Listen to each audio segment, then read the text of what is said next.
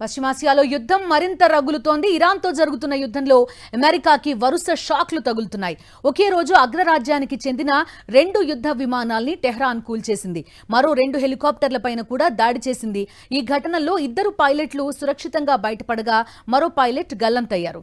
అమెరికాకి చెందిన F-15E strike eagle విమానాన్ని ఇరాన్ కూల్చేసింది. ఇందులో ఒక పైలట్, వెపన్ సిస్టమ్ అధికారి ఉన్నారు. వీరిలో ఒకరిని రక్షించామని, మరొకరి కోసం గాలింపు కొనసాగుతోందని అమెరికా, ఇజ్రాయిల్ అధికారిక వర్గాలు వెల్లడించాయి.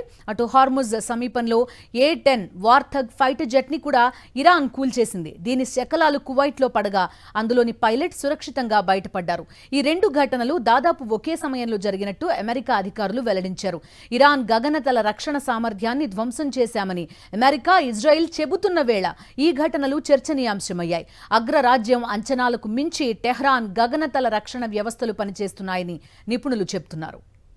F-15E యుద్ధ విమానంలో గల్లంతైన పైలట్ కోసం 2 బ్లాక్ హాక్ హెలికాప్టర్స్ గాలింపు చేపట్టాయి. రెస్క్యూ ఆపరేషన్లో పాల్గొన్న వీటిపైన కూడా ఇరాన్ దాడి చేసినట్టుగా అమెరికా అధికారిక వర్గాలు వెల్లడించాయి. అయితే ఇవి దాడి నుంచి త్రుటిలో తప్పించుకుని ఇరాన్ గగనతలం నుంచి బయటకు వచ్చేసినట్టుగా పేర్కొన్నాయి.